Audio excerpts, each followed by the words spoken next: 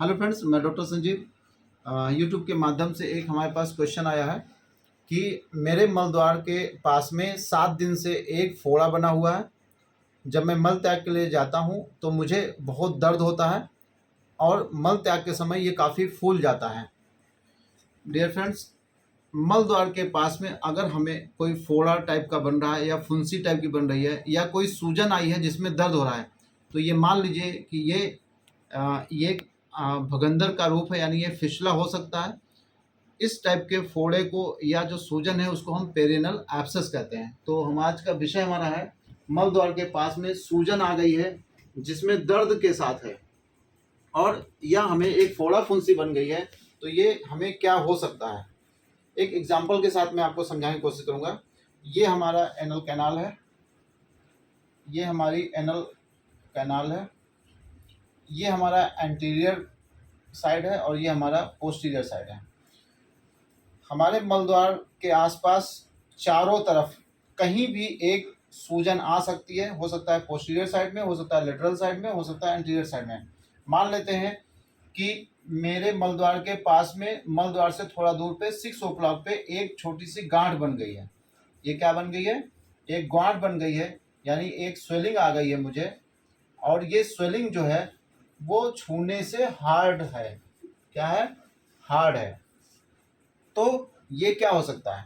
तो अगर मलद्वार के आसपास कोई स्वेलिंग आ रही है, वो छूने से हार्ड है और उसमें पेन हो रहा है, यानी आपको दर्द महसूस हो रहा है, तो ये जो होता है उसको बोलते हैं पेरीएनल एब्सेस। इसको बोलते हैं पेरीएनल एब्सेस। अब जो पेरीएनल एब्सेस होते हैं इसमें क्या किया जाता है? इसमें इलाज किया जाता है, IND करते हैं। IND यानी इसमें क्या करते हैं? इंसिजन एंड ड्रेनेज, यानी यहाँ पे हल्का सा कट मार देंगे और इसका सारा पस यहाँ से निकाल देंगे। तो इसको बोलते हैं कट मारकर वहाँ का पस निकालना। तो पेरीएनल एब्सेस का जो इलाज होता है वो यही होता है, ठीक है। लेकिन हमने देखा है पेरीएनल एब्सेस 90% फिशुला होते हैं। फिशुला होते हैं।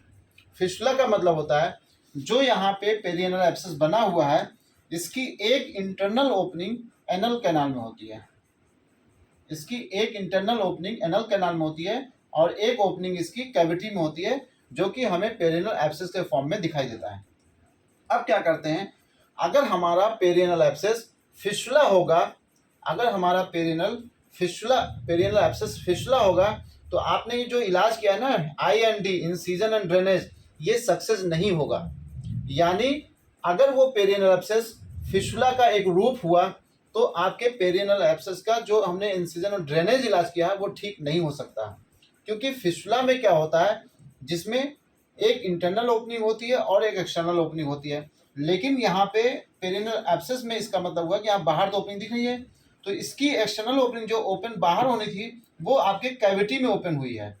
यानी आपका जो ये फोड़ा है उसके अंदर इसकी एक ओपनिंग आ गई है और एक ओपनिंग अंदर है। जब तक इसकी इंटरनल ओपनिंग नहीं सही की जाएगी, इंटरनल ओपनिंग, तब तक हम पेरीएनल एब्सेस जो कि एक फिशुला का एक फॉर्म है उसको ठीक कर ही नहीं सकते हैं।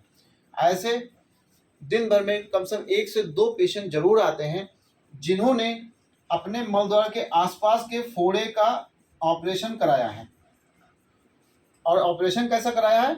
इंसिजन एंड ड्रेनेज केवल किया गया, यानी बिना किसी रिपोर्ट के केवल उन्होंने एहसास किया कि अरे ये तो फोड़ा है, यहाँ पे कट लगाया, यहाँ का पस निकाल दिया, यानी इंसिजन और ड्रेनेज कर दिया और 1-2 महीने में ये ऊपर से पूरा भर जाता है।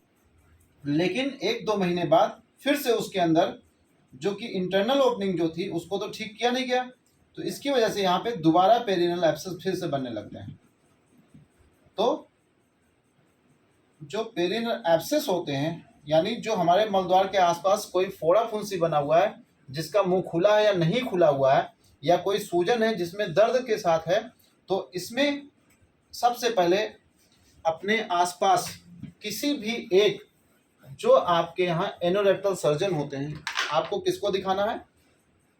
जो एनोरेक्टल सर्जन और जितने भी सरकारी अस्पताल होते हैं, गवर्नमेंट इंडिया के जितने भी सरकारी अस्पताल होते हैं उसमें लगभग सब में एनोरेक्टल सर्जन बैठते हैं। सबसे पहले आप उनको दिखाइए, क्योंकि कई बार ऐसा होता है कि हम बिना देखे फोड़े फुंसी का इलाज करते हैं, हम सोचते हैं ये फोड़ा फुंसी है और होता वो पेरिनल एब्सेस है या पेरिनल एब्सेस के साथ फिस्टुला होता है, तो ठीक नहीं हो रहता है। तो आप जब इनको दिखाएंगे तो आपको वो कंफर्म कर देंगे कि आपको पेरिनल एब्सेस ही है या फिस्टुला के साथ प्रेजेंट कर रहा है। जब आप इनको दिखाएंगे तो जो डॉक्टर्स होते हैं वो आपको एक MRI पेरिनियम के लिए एडवाइस करेंगे। MRI पेरिनियम या इसको MRI फिस्टुलोग्राम भी कहते हैं। इससे ये कंफर्म हो जाएगा कि आपका जो ये एब्सेस बना था, यानी ये जो फोड़ा बना था, ये फोड़ा फुंसी है, ये वाकई में फिस्टुला है कि केवल एक पेरिनल एब्सेस है। क्योंकि पेरिनल एब्सेस तो इंसिजन और ड्रेनेज से सही हो सकता है, लेकिन अगर वो फिस्टुला के साथ है, इंटरनल ओपनिंग उसके एनल कैनाल में है, तो ये ठीक नहीं होगा। इसलिए अगर आपके पास मलद्वार, आपके शरीर में कोई सूजन के साथ दर्द के साथ कोई सूजन है या फोड़ा फुंसी है, तो एक MRI पेरिनियम जरूर करा लें। क्योंकि MRI पेरिनियम से ये पता चल जाता है कि ये जो एब्सेस यानी जो फोड़ा हुआ है, इसकी इंटरनल ओपनिंग या इसमें अगर कोई और ब्रांचेस बन रही हैं या इसके साथ कोई और एसोसिएटेड कैविटी कहीं और पड़ी है, तो इससे MRI पेरिनियम से पता चल जाता है।